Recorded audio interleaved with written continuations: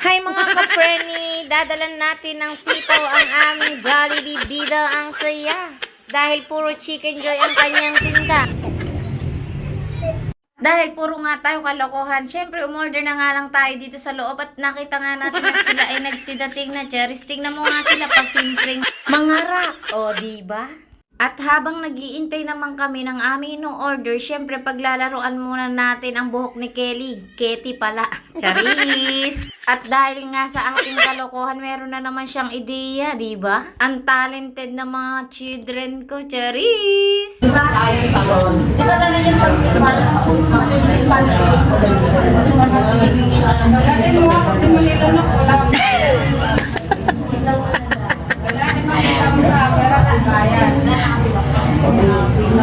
At syempre, dala na nga namin ang aming order. Syempre, hindi mawawala ang sitaw. Syempre, gusto ko ng gulay eh. Charis! At ang ating videographer nga ay hiyang-hiya sa katotohanan. May nagulat pa nga. Gulat na gulat siya. Sitaw ang aking dala. Pero french ang kanyang order. Charis! Yung paulit-ulit na nga kaming kumakain dito at paulit-ulit din ang aberyang nangyayari sa amin. At napagkukwentuhan na nga lang namin, "Hi, Apo!" At eto na nga, dumating na nga ang aming ibang order. Siyempre may kulang pa kaya iniintay pa namin. Ganito na nga ang itsura ng nagkakainipan at nagugutom na. Charis! At eto na nga, nagkakabigayan na nga ng ayuda. Charis! Yung nagkakabigayan na nga ng ayuda pero ganyan pa rin ang mga itsura nila. Ang lulungkot.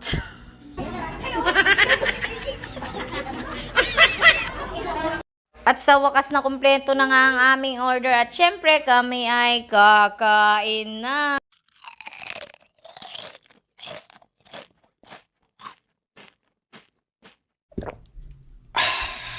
Kung nasa part na tayo ng lahat sila nagsisikain na pero kami hindi pa dahil nagbibilang pa rin kami ng order. Dahil nga sa mga part na to hindi namin alam kung kulang o sobra ba ang aming order kaya panay ang aming bilang.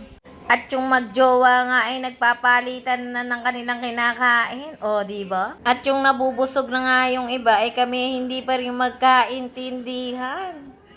Kung nasaan na nga ang aming ibang order, Charis. At nagbalikan nga ulit sila ng kanilang kinakain. At syempre, nung naayos na ang mga bagay-bagay, syempre tayo ay kakain na. Nasa part na tayo ng kasarapan ng kwentuhan at kainan. Yung halikgik at tawa ay walang mapaglagyan, Charis.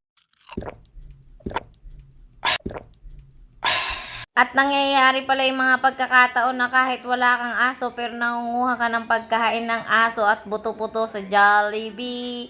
Bida ang saya, napakasosyal naman ng aso. Jollibee ang pagkain, daig pa ang tao. Charis! Yung meron ka ng daladalang pasalubong sa iyong mga anak, meron ka pa rin pasalubong sa iyong alagang aso. O, san ka pa?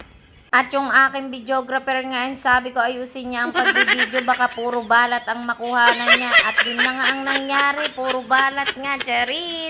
At eto nga ang epekto sa amin ni Jollibee. Nakatala ng tayo. Yung? Bilisan mo na. Bilisan mo na.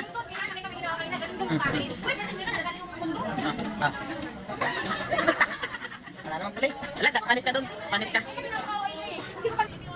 At yung uuwi ka na nga pero napapatawa mo pa ang guard.